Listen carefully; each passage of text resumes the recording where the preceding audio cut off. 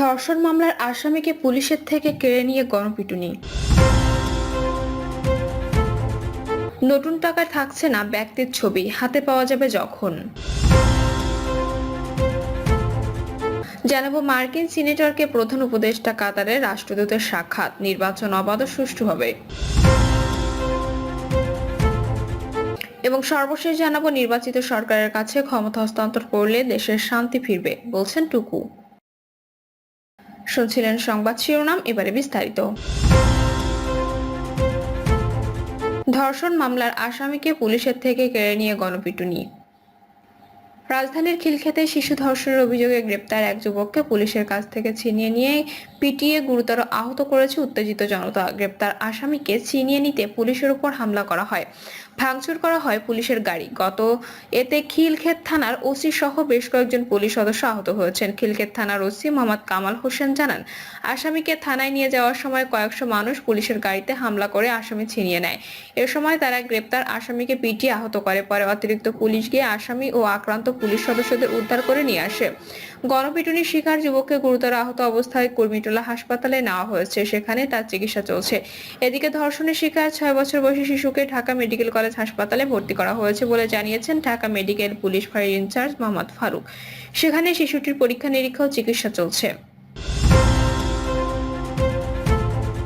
নতুন টাকায় থাকছে না ব্যক্তির ছবি, হাতে পাওয়া যাবে যখন। ঈদের সালামি হিসেবে নতুন টাকা দেওয়া বাংলাদেশে এক ঐতিহ্য, তাই ঈদকে কেন্দ্র করে নতুন টাকা বাজারে ছাড়ে বাংলাদেশ ব্যাংক। তবে আসছে ঈদে সেটি হচ্ছে না, যা নিয়ে জনমনে কিছুটা হতাশাও রয়েছে। সেই সঙ্গে আছে প্রশ্ন, কবে হাতে পাওয়া যাবে নতুন টাকা? সেই টাকাতেও কি শেখ মুজিবের ছবি থাকবে, নাকি অন্য কোনো ব্যক্তির ছবি দেখা যাবে নতুন টাকায়?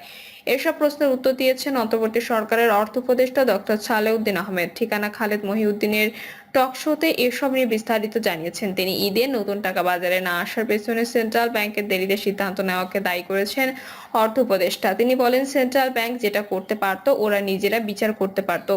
সব তো আমরা বলে দিতে পারবো না, ডিজাইনটা চেঞ্জ করো বা এতগুলো ছবি। আমার সময় কিন্তু কোনো ছবি নেই, টাকায় দেই নাই। কারণ কেউ বলতে নজরুলের ছবি দেব না, কেউ বলছে রবীন্দ্রনাথের ছবি দেন। আমি বলছি যে কায়কোপাতের ছবি দিলে সমস্যা কি? আমি বলেছি ব্যক্তির ছবি দরকার কি, তুমি হিস্টোরিক্যাল জিনিসগুলো দাও। কেউ কিন্তু তখন কোনো প্রশ্ন তোলে নাই। সে সময় মসজিদ, মন্দির এগুলো ছবি দেওয়া হয়েছে। নতুন টাকা কবে পাওয়া যাবে তা জানিয়ে অর্থ উপদেষ্টা বলেন, এখন বঙ্গবন্ধু ছবি দেওয়া হয়েছে, যা হোক এখন এগুলো শেষ হয়ে যাচ্ছে। ওরা আসলে ডিজাইনটা দিয়েছে অনেক পরে এবং আমরা সেটা দ্রুত দেখে দিয়েছি, কিন্তু এখন বলছে সময় লাগবে। এসব নিয়ে কিন্তু প্রধান উপদেষ্টাও বেশ প্রকাশ করেছেন। আমাকে জিজ্ঞেস করেছেন যে এত দেরি করে আসছে কেন তোমার লোক? আমি বলেছি আমার লোক তো না, এটা আসলে বাংলাদেশ ব্যাংক করে। আমরা আসলে 1-2 দিনের মধ্যে এটা দিয়ে দিয়েছি, কিন্তু বাংলাদেশ ব্যাংকের সময় লাগছে। বাংলাদেশ ব্যাংক জানিয়েছেন এপ্রিল মাসের মধ্যে দিতে পারবে। তিনি আরো বলেন, কিন্তু এখন ওরা বলছে পুরনো টাকা দিতে পারবে। পুরনো বলতে এখন যেটা আছে ওদের 500 থেকে 1000, সেখানে এগুলো যুক্ত করবে কিনা ওরা জানিয়েছে। আমরা বলেছি যে না, কারণ নতুন সরকার আসছে তখন ওরাই বলবে যে তোমরা দিতে পারছো না, হলে ওগুলো দিচ্ছ কেন। বেশিরভাগ কিন্তু প্রশ্ন তুলবে কেন এ টাকা। লোকে যেটা বলছে সেটা হলো নতুন টাকা দিলে ভালো হয়, কিন্তু আমি বলছি যে না, একটু ঘাটতি হোক। দরকার হলে লোকজন ক্রেডিট কার্ড ইউজ করবে, দরকার হলে ব্যাংকে ট্রান্সফার করবে। ওই সময় নতুন টাকার এত দরকার কি? নিজের লোকদের উপহার দেবো, এই জন্য 500 টাকার নোট। ঈদে নতুন টাকা সালামি হিসেবে দেওয়া একটু ঐতিহ্য, আর ঈদ তো হঠাৎ করে আসে না, তাহলে আগে থেকেই কেন সিদ্ধান্ত নেওয়া গেল না? এমন প্রশ্ন অর্থ উপদেষ্টা বলেন, এটা আমি অস্বীকার করব না। ঈদের নতুন টাকা যেটা বলছেন, এটা যদি আরেকটু আগে প্ল্যান করা যেত, যেমন সেপ্টেম্বরের দিকে বা আগস্টের দিকে, নতুন সরকার আসার পরপরই চট করে প্ল্যান করা যেত, তাহলে কিন্তু আমরা জানুয়ারি থেকে টাকাটা পেতাম। মার্কিন সিনেটরকে প্রধান উপদেষ্টা কাতারে রাষ্ট্রদূতের সাক্ষাৎ, নির্বাচন অবাধ ও সুষ্ঠু হবে। প্রধান উপদেষ্টা ডক্টর মোহাম্মদ ইউনূসের সঙ্গে রাষ্ট্রীয় অতিথি ভবন যমুনায় সাক্ষাৎ করেছেন মার্কিন সিনেটর গ্যারি পিটার্স। গতকাল ঘণ্টাব্যাপী বৈঠকে ওই দুই নেতা পারস্পরিক স্বার্থ সংশ্লিষ্ট বিষয় এবং বন্ধুত্বপূর্ণ দুই দেশের মধ্যে সম্পর্ক আরো গভীর করার উপায় নিয়ে আলোচনা করেন। মার্কিন সিনেটর পিটার্স অন্তর্বর্তীকালীন সরকারের সংস্কার উদ্যোগ, মূল কমিশনগুলোর প্রতিবেদন এবং অবাধ ও সুষ্ঠু নির্বাচন অনুষ্ঠানের জন্য অন্তর্বর্তীকালীন সরকারের পরিকল্পনা সম্পর্কে জিজ্ঞাসা করেন। এ সময় প্রধান উপদেষ্টা বলেন, রাজনৈতিক দলগুলো কম সংস্কারে সম্মত হলে সরকার ডিসেম্বরে নির্বাচন করবে। তবে দলগুলো যদি সরকারের কাছ থেকে সংস্কারের আরো বড় প্যাকেজ চায়, তবে কয়েক মাস পরে সাধারণ নির্বাচন অনুষ্ঠিত হবে। তিনি বলেন, নির্বাচন অবাধ ও সুষ্ঠু হবে, উৎসবমুখর পরিবেশে এটি অনুষ্ঠিত হবে। নির্বাচনের দিন বড় রকমের উৎসব হবে, যেমনটা আমরা অতীতে দেখেছি। ডক্টর ইউনূস বলেন, বড় বড় কমিশনগুলোর প্রস্তাবিত সংস্কারের ব্যাপারে রাজনৈতিক দলগুলো একমত হলে তারা জুলাই সনদে সই করবে। তিনি বলেন, জুলাই সনদ দেশের ভবিষ্যৎ গতিপথ নির্ধারণ করবে। পিটার্স সরকারের সংস্কার এজেন্ডার প্রশংসা করে বলেন, যুক্তরাষ্ট্র বাংলাদেশে একটি মসৃণ গণতান্ত্রিক উত্তরণ প্রত্যাশা করছে। সিনেটর পিটার্স বলেন, ডেট্রয়েট শহর সহ মিশিগানে তার নির্বাচনী এলাকায় অনেক বাংলাদেশি বংশোদ্ভূত বসবাস করেন। তাদের কেউ কেউ সাম্প্রতিক সময়ে সংখ্যালঘুদের উপর হামলার ঘটনায় উদ্বেগ প্রকাশ করেছেন। তিনি বলেন, সংখ্যালঘু নির্যাতন নিয়ে ব্যাপক ভুল তথ্য ছড়ানো হয়েছে। এই ভুল তথ্যের কিছু মার্কিন যুক্তরাষ্ট্রে ছড়িয়ে পড়েছে, যা সংখ্যালঘু গোষ্ঠীর মধ্যে উদ্বেগ বাড়িয়ে তুলেছে।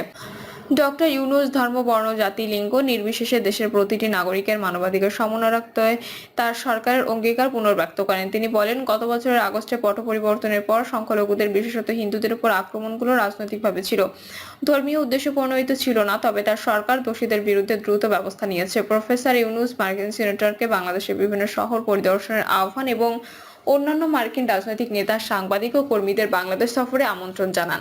তিনি বলেন, আমরা আপনার সাহায্য চাই, দয়া করে আপনার বন্ধুদের বাংলাদেশে ভ্রমণ করতে বলুন। এভাবে আমরা এসব ভুল তথ্য প্রচার মোকাবেলা করতে পারি। বৈঠকে দুই নেতা সামাজিক, ব্যবসা, দারিদ্র্যমুক্ত বিশ্ব এবং যুক্তরাষ্ট্র ও বিশ্বের অন্যান্য দেশে দারিদ্র্যের বিরুদ্ধে লড়াইয়ের হাতিয়ার হিসেবে ক্ষুদ্র ঋণ নিয়েও আলোচনা করেন। কাতারের রাষ্ট্রদূতের সাক্ষাতে এদিকে বাংলাদেশের অন্তর্বর্তী সরকারের সংস্কার এজেন্ডার প্রতি পূর্ণ সমর্থন জানিয়েছেন ধনী উপসাগরীয় দেশ কাতারের রাষ্ট্রদূত সেরারা আলী আল কাহতানি। গতকাল রাষ্ট্রীয় অতিথি ভবন যমুনায় প্রধান উপদেষ্টা ডক্টর মোহাম্মদ ইউনূসের সঙ্গে সাক্ষাৎ করেন রাষ্ট্রদূত আল কাহতানি।